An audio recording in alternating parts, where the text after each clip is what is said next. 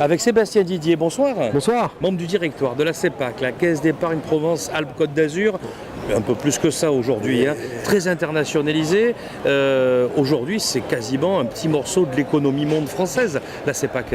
Faut pas exagérer. C'est pour ça qu'on a changé de nom. On ne savait plus Caisse d'épargne Provence-Alpes-Corse et qu'on a adopté le nom de CEPAC. Ouais. Parce que comme on est très présent aussi aux Antilles, en Guadeloupe, Martinique, Guyane, à Saint-Pierre-et-Miquelon et à La Réunion, si je voulais citer tous les territoires, ça fera une Caisse d'épargne Provence-Alpes-Corse, Guadeloupe, Martinique, Réunion, Antilles, Guyane. C'est trop long, donc on s'appelle la CEPAC maintenant. Tout simplement. Merci. Alors vous êtes ici finalement au cœur de ce monde en pleine transformation de l'économie locale. On est avec le numérique, mais pas que, avec aussi tous les alliés de l'économie numérique. Exactement. Que vous accompagnez. Pour nous, la CEPAC, notre sujet, c'est l'économie régionale. On est une banque régionale. On considère que sur la durée, on ne va pas pouvoir prospérer si on n'a pas notre tissu local qui prospère, si on n'a pas une économie régionale qui est florissante.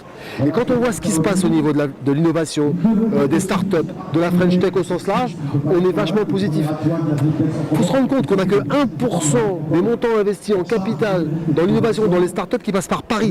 38% passent par la Silicon Valley. Ça veut dire que les clés, elles ne sont pas distribuées, les cartes ne sont pas distribuées au niveau de l'Europe ou au niveau de la France, et que nous, à Marseille, si on se fédère, on peut vraiment avoir une carte à jouer, parce qu'on a tout. On a des investisseurs qui ont envie, on a une université qui a envie, on a un climat, on a une ville qui est vraiment ouverte sur le monde. Moi, je suis convaincu que si tous ensemble on se fédère, on fait de Marseille la Silicon Valley de l'Europe.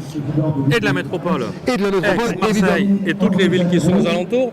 Un dernier mot peut-être pour conclure sur tout le reste de l'économie. Vous êtes aussi un grand banquier régional, un peu pour tout le monde. Oui. Qu'est-ce que vous diriez dans une situation où on est un peu morose, où on est un peu en attente, où tout le monde se demande de quoi la conjoncture est faite? Alors bien sûr, la French Tech, c'est un gros message d'optimisme, valoriser l'intelligence, la créativité et le reste, et tout le reste.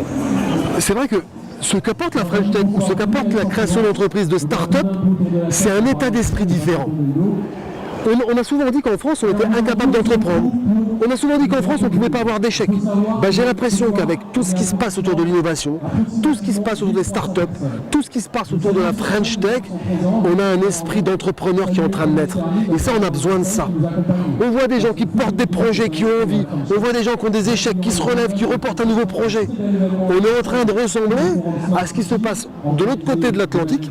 Et ça, j'en suis fier. Parce qu'en plus, ces porteurs de projets, c'est pas des X. C'est pas des énarques, c'est pas des centraliens, c'est des mecs qui ont envie, qui portent leur projet et qui s'investissent à 100%.